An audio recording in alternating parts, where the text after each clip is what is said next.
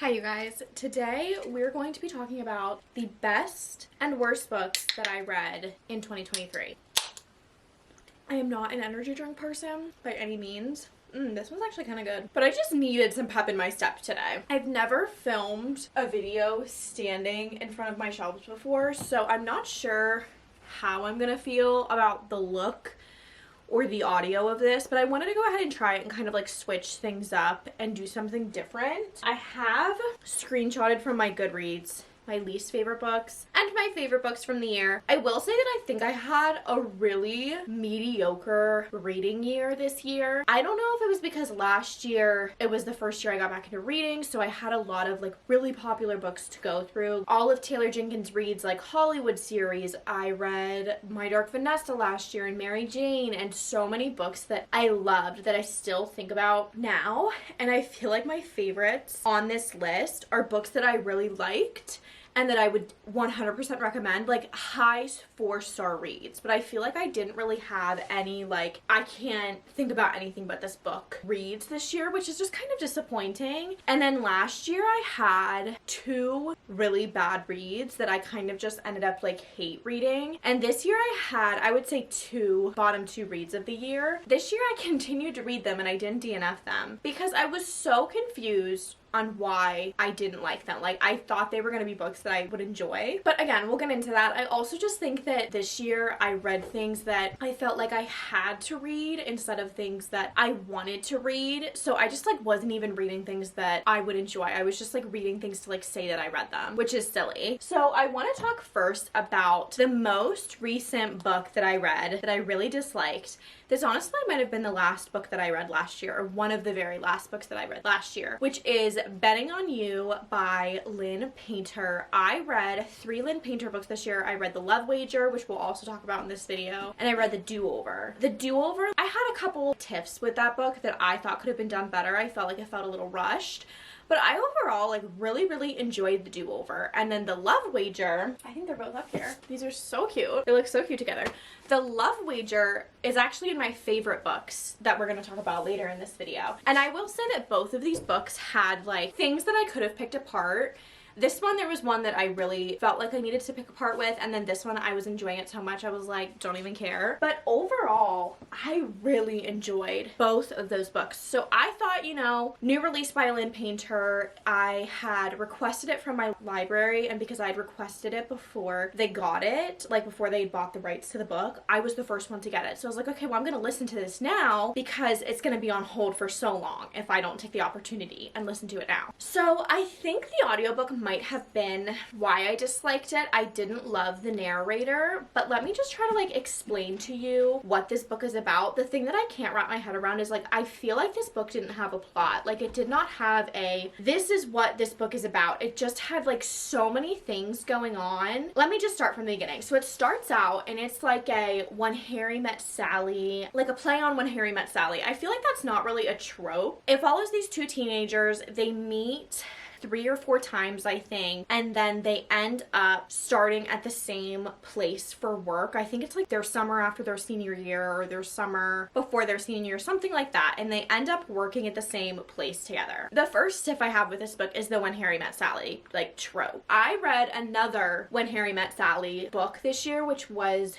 You Again. This book was, I didn't personally enjoy it, but this book was just a book that was not for me. The constant meetings actually meant something. As with in Betting on You, the beginning, the couple of times that they met, it wouldn't have changed the story if we would have cut those all out and started with them working together. So this is where our story picks up. They work together. They're kind of like frenemies for no reason. Like, there's no reason for them not to like each other. They start texting because they work together, and then there's this whole side plot with her and her mom. But my beef with her whole mom plot line was that all of the characters were so annoying. This whole plot line with her mom is, I think, got divorced like 3 or 4 years ago from the main character's dad, and she is dating this guy, and they've been dating for a while. It really doesn't seem like our main character knows anything about this man. Like, at one point she thinks that he has a daughter, but then it's not really his daughter. Like, she doesn't really know a whole lot of information about this man. So The fact that she's weary that he's constantly at her house makes perfect sense to me. And I also just think it's very normal for teenagers to act up when you're bringing a parental figure into your home and it's not their parent. Like, I think that that's a pretty normal reaction. And when I was looking up low star reviews on this book, because I felt like I was the only person who didn't like this book. Everyone was saying about how the main character was so annoying, but I was ticked at the mom. The mom just seemed to have no regard for our main character's feelings whatsoever. There's this one scene where our main character comes down for breakfast and she's in like her pajama t-shirt, and this man is downstairs because he spent the night for the first time, and he's like, whoa, like, you might want to put some clothes on, which, gross. And her mom's like, you might want to start getting dressed before you come down here, sweetie. First of all, it is so clear, like, your daughter is putting off everything into the air, like all the energy that she can, that she does not feel comfortable with this man.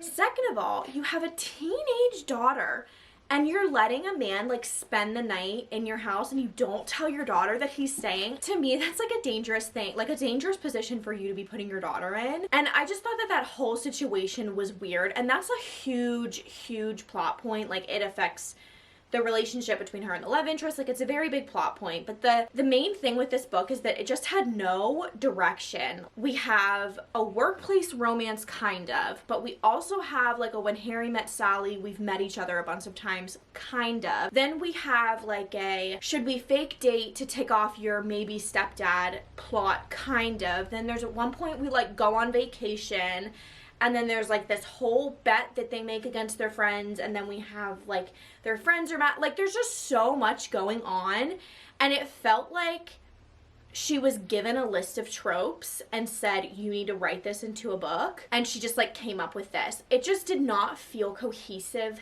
at all, and I'm not a person that needs like the meet cute, the getting together, and the third act breakup. I don't need it to follow an exact structure, but I wanted to have some structure. I just felt like this book had no structure whatsoever. Similarly,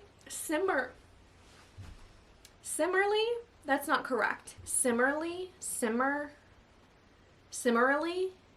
I can't, like, I know I can hear it in my head and I cannot say it with my tongue. You guys know what I'm talking about. On the same kind of lines as that, I also read the Happily Ever After playlist this year. This is also a book that a lot of people love, and I had the same kind of beef with it where it felt like the plot had no direction. I read The Friend Zone and DNF'd it also this year. I just really disliked that book, and a lot of people say that that book has like two kind of plots. Like, there's a plot with the main couple, and then like halfway through the book it takes like a whole different shift, and a lot of people say that they think that should have been a separate book. That is how I feel about the Happily Ever After playlist. So the book starts and we're following this girl named Sloane, and she's driving down the road one day and almost hits this dog. She gets out of the car and takes the dog because it's clearly alone, but it's clearly like not a stray dog. So she takes it to the vet, gets the microchip, finds out who owns this dog, and calls him and like chews his butt out. You're gonna leave this dog on the road. Like, you're lucky that I was the one who found him and not somebody else. Like, you're lucky I didn't hit him.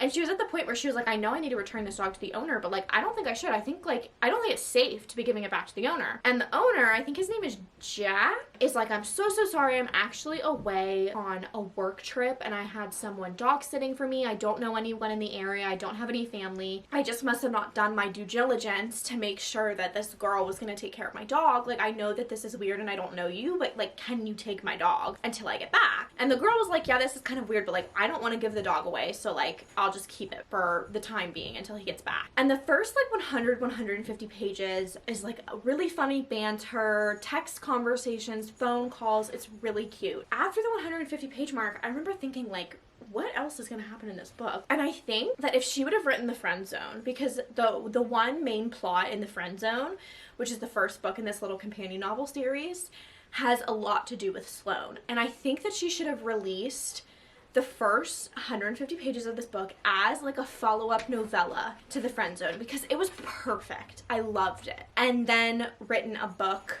kind of following the tropes in the second half of the book. So we find out that this man is actually like this up and coming musician, and the whole, like the rest of the 300 pages left of the book, because this book is like 450 pages, is following can we be together with the paparazzi, with your manager, like all of these other like hurdles, and we know they're gonna end up together at the end. Like, it's a romance book, and I just felt like, what are we doing? Like, why is this book so long? Why did we even do the thing with the dog at the beginning? Like, it just felt like we were going like this. Like, it did not feel like the plot had a sense of direction. And I like character-based books. Like, I like a good book that we just follow the character, but that's not how either of these books felt. They felt like they were supposed to be romance books with a structured plot, but just didn't have a structured plot. I don't want to say these books are bad, because like, who am I to say that? I've never written a book.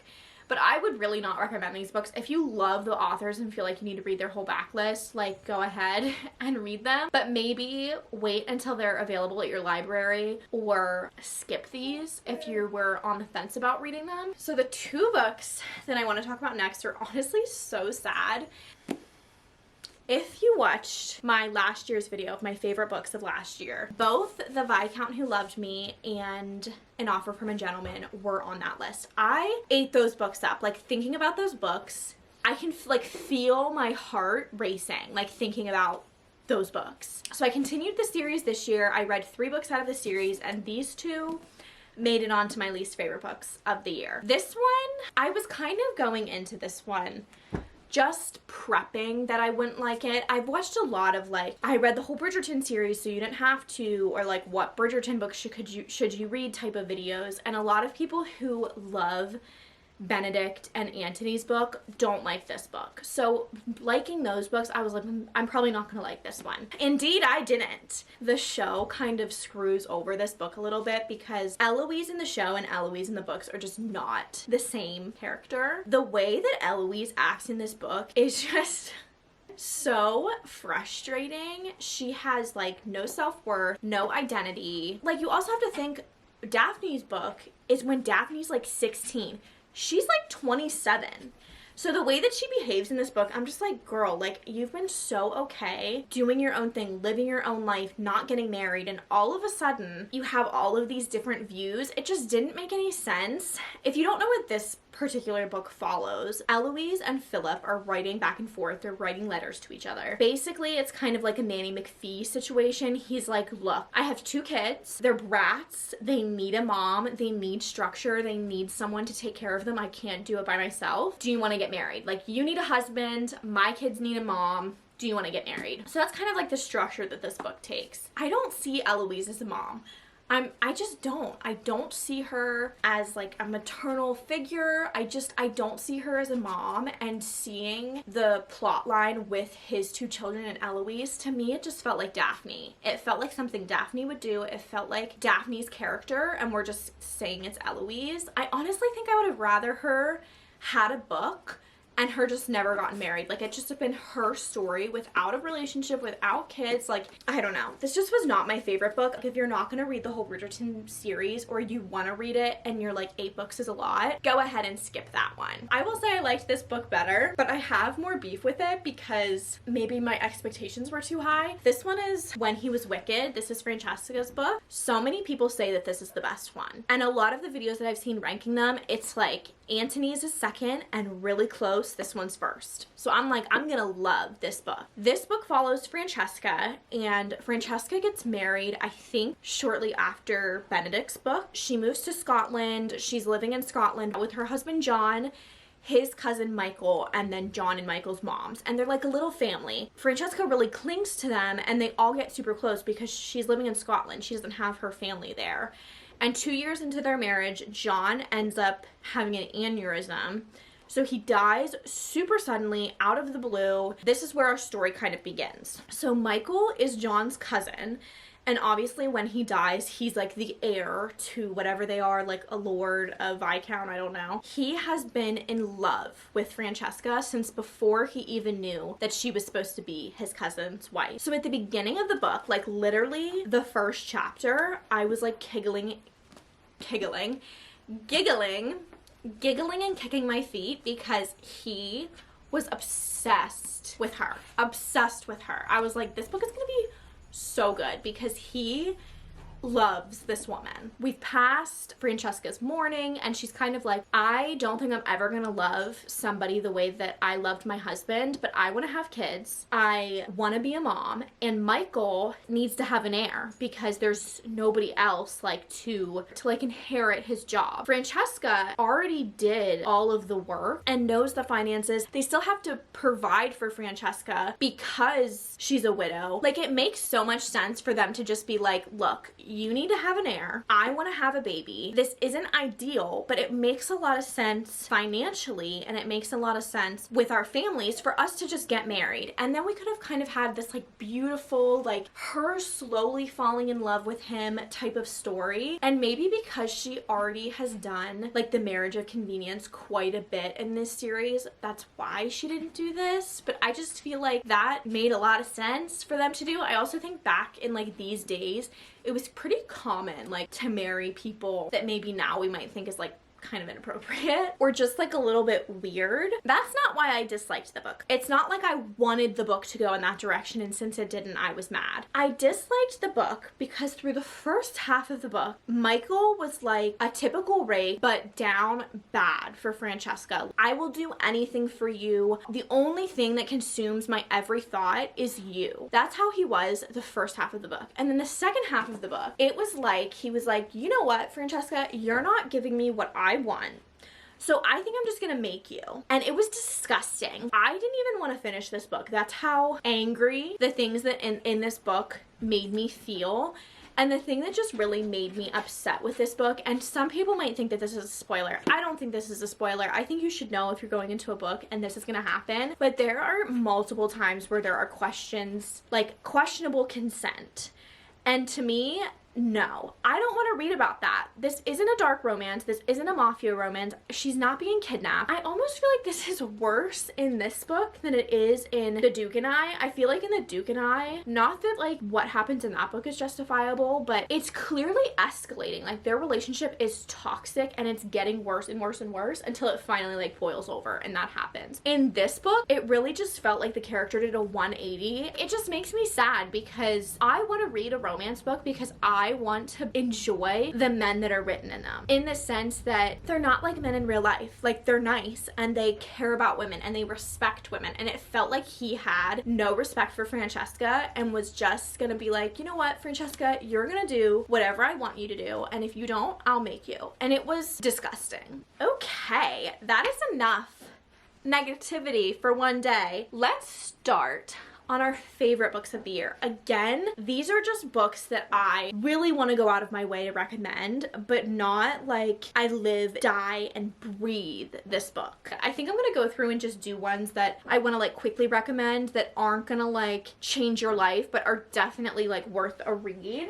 The first one in that category is The Cousins by Karen M. McManus. I have read every single one of Karen M. McManus's books, and I honestly kind of think she's underrated. I feel like Holly Jackson gets a lot of talk in like the YA mystery sense. Jennifer Lynn Barnes, but she isn't quite the same as these two authors. I feel like there's another one.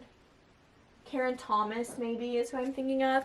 I feel like the only book of Karen M. McManus's that gets talked about is One of Us is Lying, and I don't think that that's one of the better ones. This one's the best one. I can tell you, I've read all of them.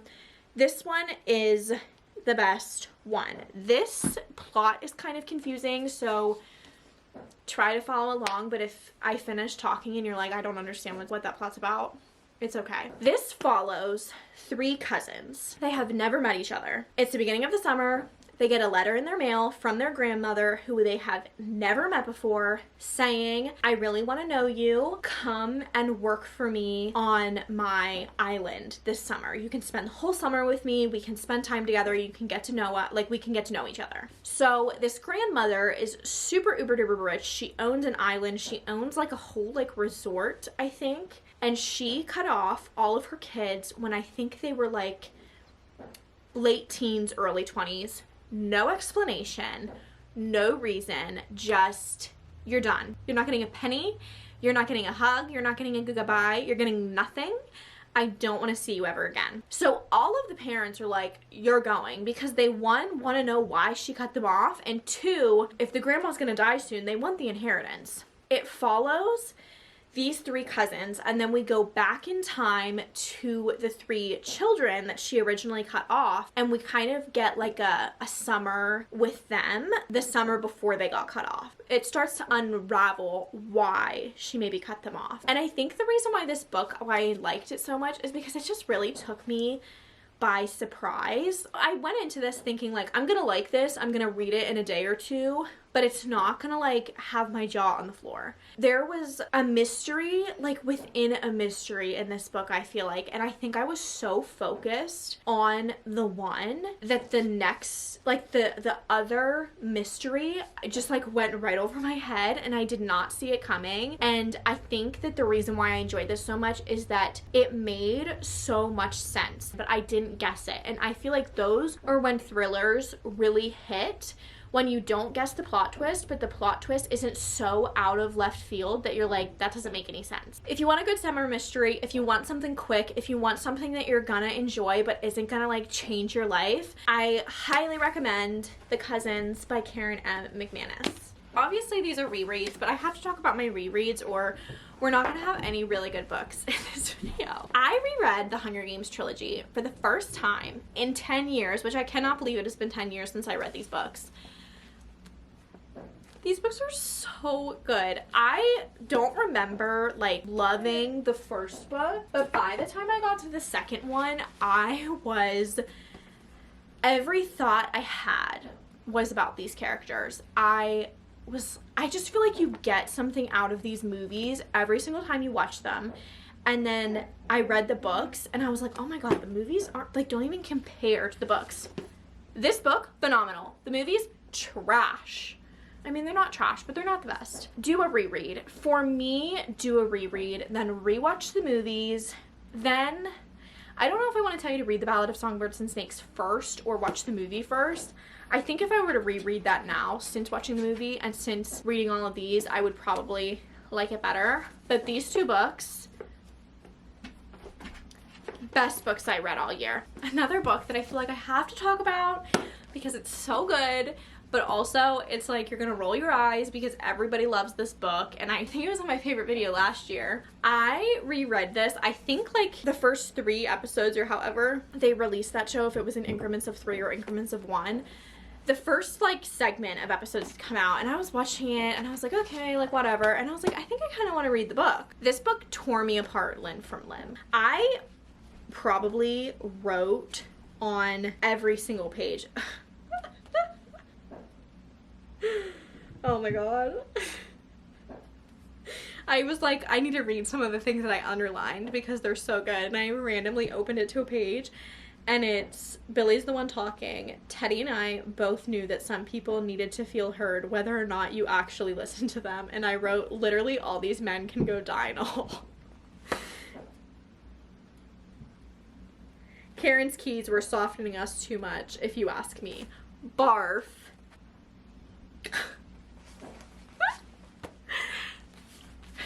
This is also Billy. I knocked on Daisy's door. It's Billy. I knew people always talked about how blue Daisy's eyes were, but that day was the first time I really noticed them. They were blue. You know what they looked like? They looked like the middle of the ocean, not the shoreline, not that light blue. They looked like the dark blue of the middle of the ocean, like deep water. And then Daisy on the same page, just 1 second of realness from him, and then poof, gone the way that it came.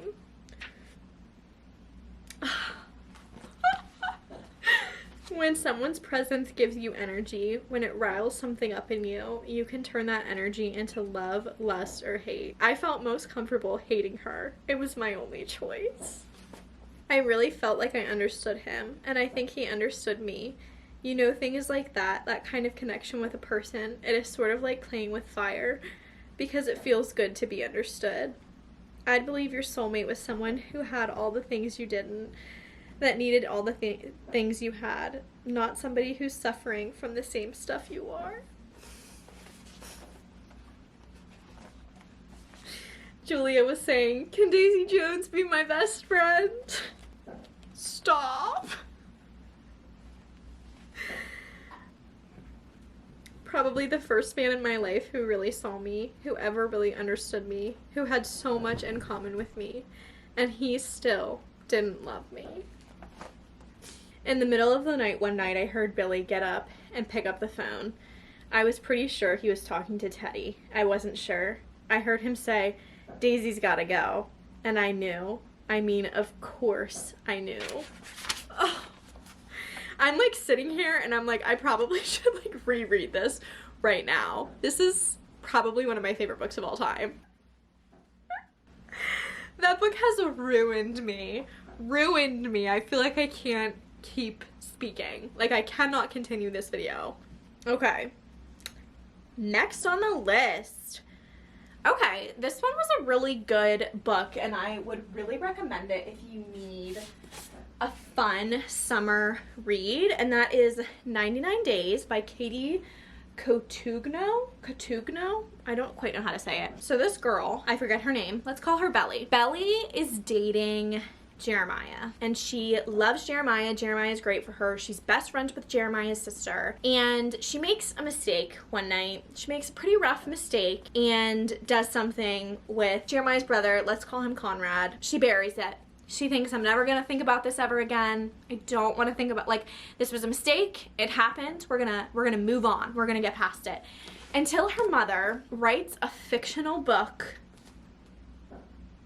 that this happens and tells the entire town along with the world that her daughter cheated on her boyfriend with his brother. This sounds like it's gonna be petty drama, but for a YA book, there's so much more in this than just like the petty drama of cheating on someone. It really goes in her relationship with her mom and how she's like completely outcasted because of what she did, but like the boy isn't, nobody cares that he did the same thing to his brother. They only care about her making the bad decision, and it just has perfect summer vibes. It's kind of like a day in the life type of book. Like it just like follows her life. It almost kind of feels like you're watching like a summer vlog. It's such a good summer read. You'll easily be able to read it 2 to 3 days on the beach. Loved it. Such a good one. Really, really recommend. Even if you're not like the biggest fan of YA, I feel like that one wasn't super like in your face YA. Next, let's talk about Maybe in Another Life by Taylor Jenkins Reid. I read 4 of her books this year, and I think I read 4 of them last year. Last year I read Daisy Jones, Carrie Soto, Malibu Rising, and the novella on Kindle. And this year I read Maybe in Another Life, One True Love, Daisy Jones, and Evelyn Hugo. Maybe in Another Life was by far the standout for me. I feel like what she did with this book, just the whole concept of this book is amazing. If you're unfamiliar, this follows a girl who moves back to LA. She was in kind of like a sticky situation, and she ended up moving back to LA to kind of just like run away from her life. And it follows her life if she went home with her friend from the bar the one night, or if she went home with her childhood love from the bar that same night, and like follows these 2 paths of what would have happened in her life. It is so good. It is so good. I felt so connected to her. I felt so connected to both the stories. I felt like both the stories were perfect. The ending, Taylor Jenkins Reid, she knows how to do an ending. The ending of this book was just like, you couldn't have picked a better way to end it. And I feel the same way about Daisy Jones. There couldn't have been a better way to end that book. They were just phenomenal. Phenomenal. Okay, let's go ahead and talk about the Lynn Painter book that I loved. It feels so weird that like she had a book that I absolutely hated. Maybe I went a little too harsh. And a book that I frothed. I read this in 2 sittings. I probably read the first 40 pages and then read the rest of it in 1 sitting. This follows 2 people who have a one-night stand at the beginning of this book, and then they're both kind of like trying to get out there, and trying to move on with their lives, find a partner, and they get on dating apps, and they just so happen to find each other on the dating app. And they kind of start like messaging back and forth, playing around, goofing around. They come up with this like wager that's like, hey, like I like you, but I don't want to date you. You want to find a relationship, I want to find a relationship. Why don't we start planning dates the same time? And then if they're really bad, we can hang out afterwards and like debrief and laugh about them, because they kind of like bond over like how bad their experiences trying to like get back into the dating world are on this app. Just silly little goofy rom-com thing. I just felt like the characters in this book had so much chemistry. I loved every second of this book. I do remember the ending kind of falling off for me a little bit, but I loved the rest of it so much that like I was just like,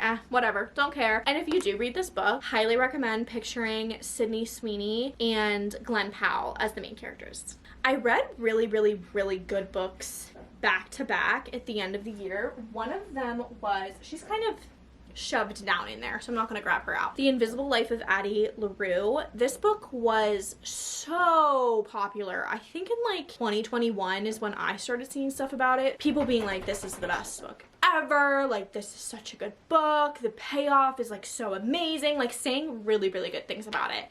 And I had the desire to read it, but not like a strong desire to read it. And I ended up getting the audiobook from my library. I put it on hold. It had like something crazy, like a 4-month wait or something. And it just randomly came in. So I was like, okay, like I guess this is as good a time as any to read this book. Why don't I go ahead and start it? So I went back and forth between the physical copy and the audiobook. And this book is just really like immersive. You get to know our main character so well. I will say that it is a slower book and there isn't a ton of action. I was kind of waiting at the end of the book to like, I was like, okay, like something's gonna, like crazy's gonna happen. And I will say that like don't go into it thinking like that, because it's just not going to happen. The ending of this book is so freaking good. The payoff of this book is so worth it. I do want to know though, if you've read this book, without being super spoilery, who do you ship her with? Because I know who I ship her with. Let's just say it's like, it's not the right answer. Loved that book. Such a good book. I also, towards the end of the year, read One Day in December by Josie Silver. I kind of had a hard time getting into this book, and I ended up picking the audiobook up on Spotify, because you can listen to audiobooks now on their honestly smartest thing they did on that app. I listened to the audiobook probably for like 4 hours straight, because I was like deep cleaning my house, and I was like, I need to finish cleaning so I can pick up the actual book and read it. I really liked this book. It's about this girl who is kind of like a take on like Love at First Sight. She's on the bus one day and she sees this guy at the bus stop, and she just has this like overwhelming feeling that she needs to go talk to him and that he's supposed to be with her. And they like make eye contact, and she's like, I think that like he feels the same way about me. I think it's like a year later, she's meeting her best friend's boyfriend, and it's the guy at the bus stop. And it follows, I think like 10 years or so of their life, and it is so good. Or I don't want to say it's like good, but I enjoyed it. I love the characters in it. I felt really connected to the characters. I love books that just cover a big part of life. I just feel like you really get to know your characters. And yeah, I would really recommend this book. It's not heavy on the Christmas or the winter. So if you want something to read while it's still cold out, that's like kind of the winter vibe, but not like in your face, I would recommend this. But I also think that you could read this whenever. You don't have to read it at Christmas time. Then I also read, this was also one of my last books of the year. My dog is getting scarily close to my camera. This was also one of my last books of the year, and that is Yellowface by R.F. Kuang. This book just really took me by surprise, because I always hear about the Poppy War and babble about how the Poppy War is super dark and that babble is like really confusing and really intimidating. So I kind of was nervous to read Yellowface. It is just a totally different voice. It's super, super easy to read, super digestible. I don't know what I liked about the writing style. Like, I can't tell you why I liked the writing style, but the writing was so good. This book follows a girl who is like a struggling writer, and she's friends with this Asian girl. Picture like Chloe Gong, R.F. Kuang kind of like level of success. Like they're really young, but like their books are just popping off. She ends up kind of dying randomly, and that's not a spoiler. That happens very early on in the book. It just so happens that our main character, who is white, finds her rough draft for her next book and steals it. And this is kind of where our story begins, and it is like a lot of commentary on like the publishing industry and the book community and racism in these things, but also this is just like a funny book because our main character is a train wreck. When you think you cannot be making a dumber decision, she goes ahead and does it. She does something stupid. And when I tell you, if you pick up this book, which you should, plan a day, because once you start reading this book, you're not going to want to put it down. And I've heard that from other people who have read it, and I cannot tell you why, but you are not going to want to put it down. Like, it's just one of those books. It is so, so good. The last two books I want to talk about are two nonfiction books that made it onto this list. And don't roll your eyes. They're really good, and they're really good nonfiction, and they're not intimidating, and they don't read like nonfiction. So don't just brush them off because they're nonfiction.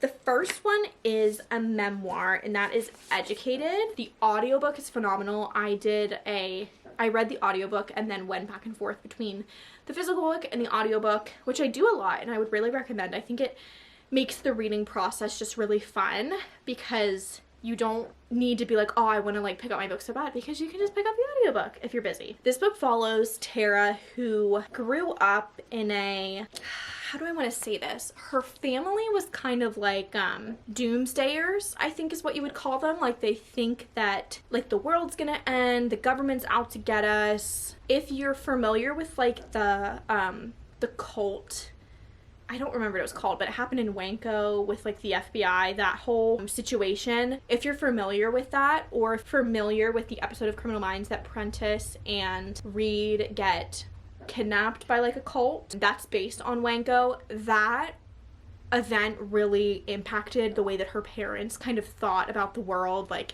because they believed in God, they thought that the government was out to get them, and that the FBI was going to come and shoot all of them, and like doomsdayers. They also didn't believe in education. They were homeschooled. Their method of homeschooling was like world experience is the best experience. She talks a lot about just like the value of education and how education really does matter. And then it also goes into like this family dynamic, her relationships with her siblings and her parents and the family dynamics. And I think it really shows how the same rough situation can evolve from different people, because some of her siblings came out of this situation, how she came out of the situations, how some of her siblings kind of became her parents in a sense. It's just a really, really good book. This is one of those books that you see everywhere. Everybody says it's really good. It's one of those books that like it's everywhere because it actually is so good. Okay, and then the last book I have, if you're gonna pick one book out of this video to add to your 2024 TBR, so close to hitting my face. Let it be this book. This is The Happiest Man on Earth by Eddie Zaku, I think is how you say that, Zaku, and he is a Holocaust survivor. This is another book, thinking about it, all I want to do is turn off the camera, sit down on my couch, and read the entire thing. The font is huge, and this book is 195 pages. So pick a Saturday morning or Sunday morning, make yourself a cup of coffee, tell your kids not to bother you, and read this book like cover to cover, because once you pick it up, you're not going to want to put it down. It's heartbreaking, but it's also like I just feel like I get such a better appreciation for humans as like a species because of this book, because of the things that he went through and how he views his life. And there's also just so many moments in his life where you're like, oh my god, like I can't believe that happened, in like a good way. You're like I can't believe that happened in a good way. And it's just like, I don't know how this is such a small book, and he made me feel every emotion ever. I went and I looked at like every interview he's ever given. Like I just became obsessed with this after I've read it. If you're not interested in reading it, or you like absolutely hate memoirs and nonfiction, he did a TED Talk, which I would really recommend. But like his whole philosophy is like, this bad thing really happened to me and I'll never forgive the people who did it, but the only person that I'm hurting by focusing on this bad thing is myself. The best way to kind of like get back at them is to live the best life that I can. And I think he lived until he was 101, I believe. And he fully like believes that he lived as long as he did, as healthy as he did, because he was happy and he lived a life of joy. That is the last book though that I have to talk about in this video. Let me know, what were some of the best books that you read this year? I love the beginning of the year because you just get so many good recommendations. And this year I've had like hit after hit after hit on the books that I've read. And I think it's because of all the good recommendations coming in. Also, let me know your least favorite book of the year because I love listening to people talk about their least favorite book of the year. Yesterday, I watched Carrie Can Read's Worst Books of 2023. And the beginning of that video, she talks about one specific book for probably 5 minutes. And I wanted to film this video solely because of her video, because she was so passionate about why she disliked that book. Sounds like a horrible book, and I will never read anything by that author after what she said about that book. Go watch it. I love it when people are passionate about something, whether or not it's because they loved it or they hated it. And also, it's like, I don't want to waste my time. There's too many books out there that I want to read to waste my time on bad books. With that being said, thank you guys so much for watching, and I will see you in my next video.